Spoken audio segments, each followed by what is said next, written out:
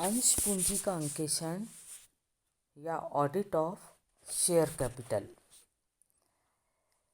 भारतीय कंपनी अधिनियम के अनुसार प्रत्येक कंपनी के लिए यह आवश्यक है कि वह अपनी लेखा पुस्तकों की जांच एक निर्धारित योग्यता रखने वाले अंकेक्षक से करवाए।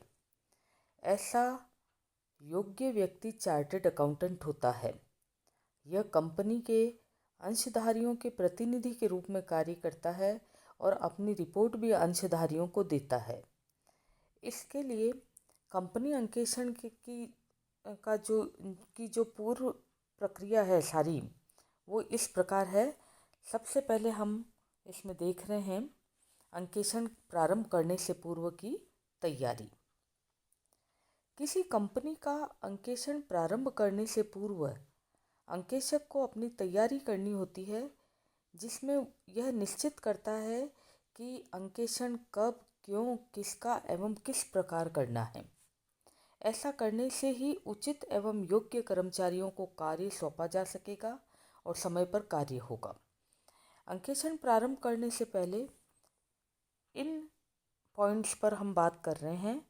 सबसे पहले स्वयं के नियुक्ति की जांच। अंकेक्षक को स्वयं की नियुक्ति के विषय में आश्वस्त होना चाहिए कि उसकी नियुक्ति कंपनी अधिनियम में उल्लेखित नियमों के अनुसार हुई है नहीं। इसके लिए उसको इस प्रकार की प्रक्रिया अपनानी होती है।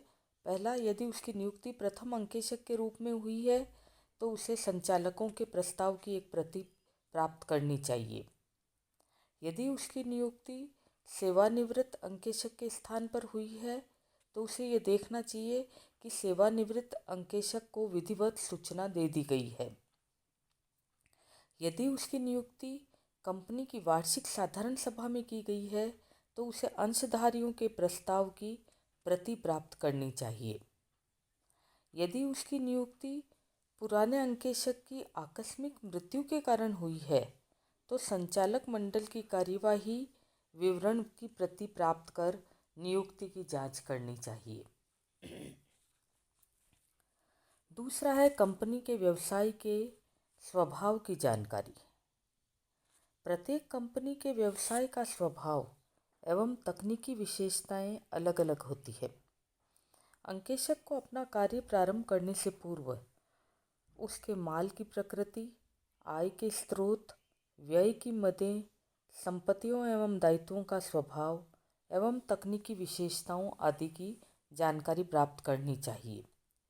परिणाम स्वरूप लेखों में प्रयोग की जाने वाली शब्दावली को समझने में न केवल आसानी रहे बल्कि अंकेक्षण कार्यक्रम भी आसानी से बनाया जा सके। व्यापारिक वर्ष की जानकारी। अंकेक्षक को ये जानकारी होनी चाहिए कि कंपनी का व्यापारिक वर्ष कब समाप्त होता है। इसके पीछे यह कारण है कि अंकेक्षक को अनेक कार्य व्यापारिक वर्ष के अंतिम दिन करने होते हैं, जैसे रोकड़ शेष की जांच, स्टॉक की गणना की जांच एवं प्रतिभूतियों की जांच आदि। संचालक मंडल की जानकारी। अंकेक्षक को नियोक्ता कंपनी के संचालक मंडल की जानकारी प्राप्त करनी चाहिए, जैसे संचालकों के नाम, पते, व्यवसाय, नियुक्ति की तिथि और नियुक्ति समाप्त होने की तिथि आदि। प्रबंध के विषय में जानकारी। भारतीय कंपनी अधिनियम की धारा 196 के अकॉर्डिंग कंपनी का मैनेजमेंट मैनेजिंग डायरेक्टर्स के हाथ में हो सकता है। अतः अंकेक्षक को ये जानकारी होनी चाहिए कि इस धारा का पालन किया गया है या नहीं। उसे ये ध्यान रखना चाहिए कि कंपनी का प्रबंध संचालक या प्रबंधक व्यक्ति एक ही हो सकता है। कंपनी के अधिकारियों की सूची प्राप्त करना। अंकेक्षक को कंपनी के अधिकारियों की सूची एवं नमूने के हस्ताक्षर प्राप्त कर लेने चाहिए। इसके अतिरिक्त उसे प्रत्येक अधिकारी के अधिकार एवं उनके प्रयोग की सीमाओं का भी पता लगा लेना चाहिए। कर्मचारियों की सूची एवं कार्य विभाजन के संबंध में जानकारी। अंकेक्षक एवं कंपनी में लेखा पुस्तकों के कार्य में लगे कर्मचारियों की सूची ले लेनी चाहिए, जिसमें उनके नाम एवं कार्य विभाजन का उल्लेख हो। इसके अतिरिक्त कंपनी के सचिव का नाम, पता, योग्यता आदि की भी जानकारी प्राप्त कर लेनी चाहिए। पार्षद सीमा नियमों का निरीक्षण। पार्षद सीमा नियम कंपनी का महत्वपूर्ण प्रलेख है। इसको कंपनी का चार्टर भी कहते हैं। इसमें वर्णित सीमाओं तथा व्यवस्थाओं का उल्लंघन कंपनी नहीं कर सकती है। कंपनी अधिनियम 2013 की धारा 4 के अनुसार अंशों द्वारा सीमित सार्वजनिक कंपनी के पार्षद सीमा नियम में जिन वाक्यों का उल्लेख होता है वो इस प्रकार है: नाम वाक्य, नेम क्लॉज, स्थान वाक्य, रजिस्टर्ड ऑफिस क्लॉज, उद्देश्य वाक्य, ऑब्जेक्ट्स क्लॉज, दायित्व वाक्य, लायबिलिटी क्लॉज, पूंजी वाक्य, कैपिटल क्लॉज, संघ एवं हस्ताक्षर वाक्य, एसोसिएशन एंड सब्सक्रिप्शन क्लॉज। इन वाक्यों में अंकेशक के लिए उद्देश्य एवं पूंजी वाक्य महत्वपूर्ण है। अंकेशक को सीमा नियम में इन बातों की जांच करनी चाहिए। पहला, अंकेशक को उद्देश्य वाक्य की ओर ध्यान देना चाहिए।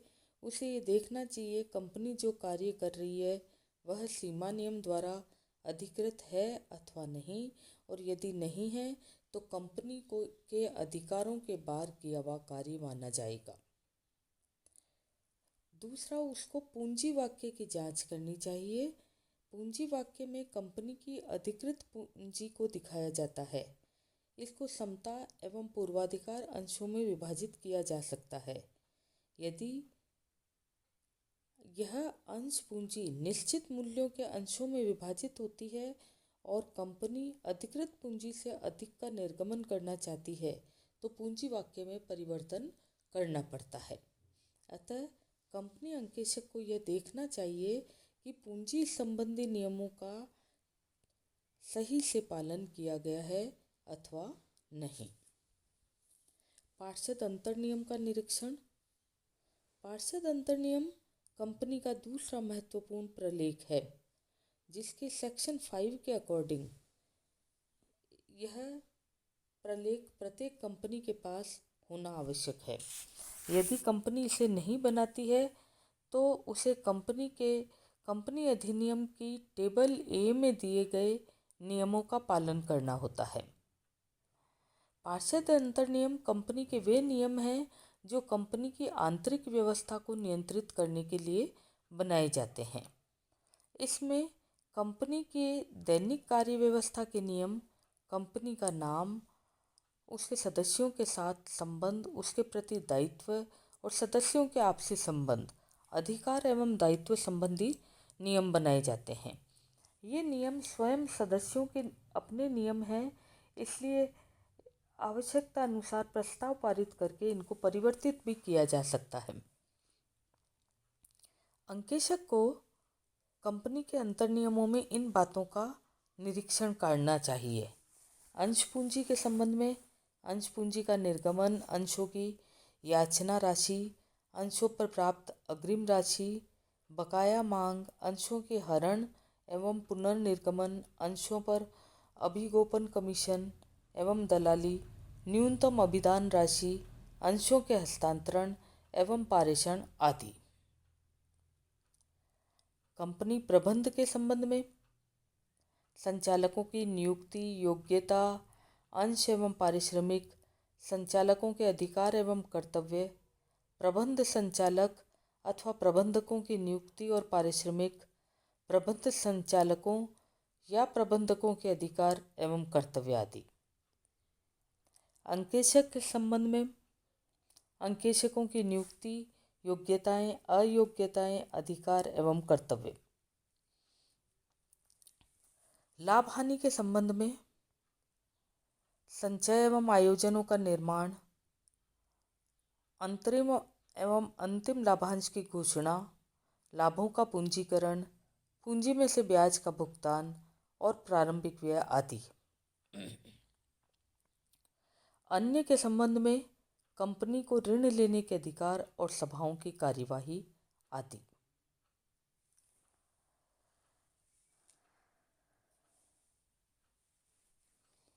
प्रविवरण।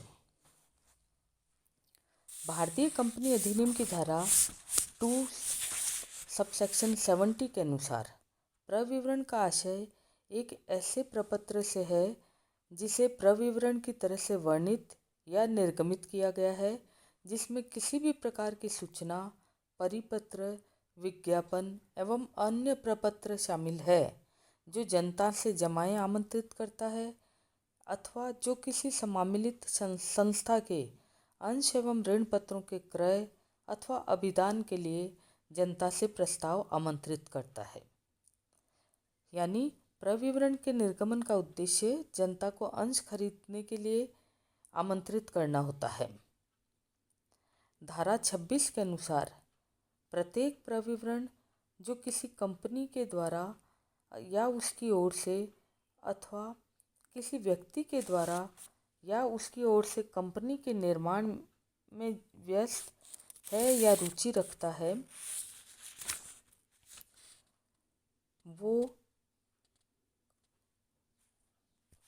तालिका के भाग सेकंड में वर्णित के अनुसार प्रतिवेदन देगा और भाग 1 एवं 2 उस तालिका के भाग 3 में वर्णित प्रावधानों के अंतर प्रभावशाली होंगे। अर्थात कंपनी अंकेशक को निम्नलिखित बातों का अध्ययन करना होगा। निर्गमित होने के लिए पूंजी की रकम, अंशों का वर्गीकरण और उनसे संबंधित सदस्यों के अधिकार, विभिन्न प्रकार के अंशों का आवंटन एवं याचना पर दी जाने वाली रकम, न्यूनतम अभिदान, विक्रेताओं के साथ किए गए प्रसंविदों का विवरण, अंशों पर कमीशन के लिए देय धन, प्रारंभिक व्ययों की रकम, संचालकों की नियुक्ति एवं पारिश्रमिक, प्रबंधकों की नियुक्ति एवं पारिश्रमिक, प्रविवरण के निर्गमित करने की तारीख के 2 वर्षों के अंतर्गत प्रसंविदों का विवरण, अंशों के हस्तांतरण एवं हस्तांकन पर प्रतिबंध। पुस्तकों की सूची। कंपनी की पुस्तकें 3 भागों में बांटी जा सकती है: लेखा पुस्तकें, वैधानिक पुस्तकें और स्मरणार्थ पुस्तकें।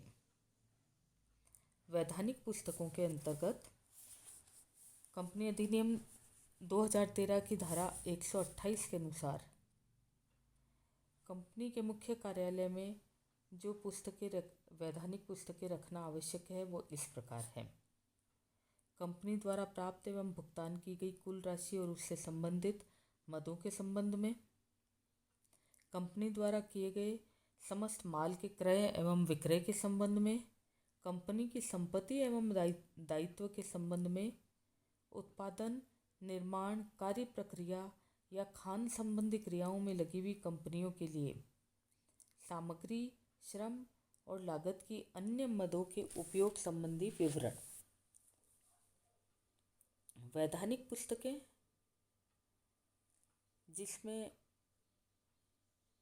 ये आवश्यक है: सदस्यों का रजिस्टर, बंधक रजिस्टर, संचालकों एवं प्रबंधकों का रजिस्टर, संचालकों एवं प्रबंधकों द्वारा अंश अधिग्रहण आदि का रजिस्टर, ऐसे कॉन्ट्रैक्ट्स का रजिस्टर जिसमें संचालकों का प्रत्यक्ष या अप्रत्यक्ष कोई हित हो, ऋण पत्र धारियों का रजिस्टर, सूक्ष्म विवरण पुस्तक। तीसरी प्रकार की पुस्तकें हैं मेमोरेंडम बुक्स या स्मरणार्थक पुस्तकें।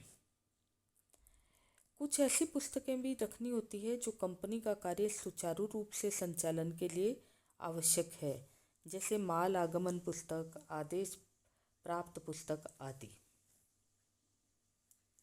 आंतरिक निरीक्षण के संबंध में विवरण प्राप्त करना, ये गलती से अंतरिक्ष टाइप हो गया है, इसको आंतरिक समझें। अंकेशक को कंपनी के संचालकों से आंतरिक निरीक्षण के संबंध में एक लिखित विवरण प्राप्त करना चाहिए। साथ ही यदि ठीक समझा जाए तो कंपनी के अधिकारियों के हस्ताक्षरों के नमूने भी प्राप्त करने चाहिए। इससे अंकेशक को अपने कार्य में आई हुई बाधाओं को दूर करने और स्पष्टीकरण लेने में पर्याप्त सुविधा रहेगी। पिछले वर्षों के चिट्ठे एवं अंकेक्षण प्रतिवेदन का निरीक्षण। अंकेशक को पिछले वर्ष के चिट्ठे का निरीक्षण करना चाहिए और ये देखना चाहिए कि सभी बैलेंस ठीक प्रकार से चालू वर्ष की पुस्तकों में लाए गए हैं और निरीक्षण करके ये भी देखना चाहिए कि रिपोर्ट में दी गई सिफारिशों को कार्यान्वित किया गया है अथवा नहीं। इसके अतिरिक्त संचालकों के पिछले वर्ष के प्रतिवेदन को देखकर लाभ में से किए गए आयोजनों की भी जांच करनी चाहिए। अंकेक्षण प्रारंभ करने से पूर्व की तैयारी में अंतिम बात कर रहे हैं हम कंपनी के समामेलन एवं व्यापार प्रारंभ करने के प्रमाण पत्र का निरीक्षण। एक कंपनी समामेलन के पश्चात ही व्यापार प्रारंभ कर सकती है। ये प्राइवेट कंपनी के बारे में बात है, जबकि एक सार्वजनिक कंपनी व्यापार प्रारंभ करने का प्रमाण पत्र लिए बिना भी व्यापार प्रारंभ कर सकती है। अतः अंकेशक को इन बातों का ध्यान में रखते हुए प्रमाण पत्रों की जांच करनी चाहिए। धन्यवाद।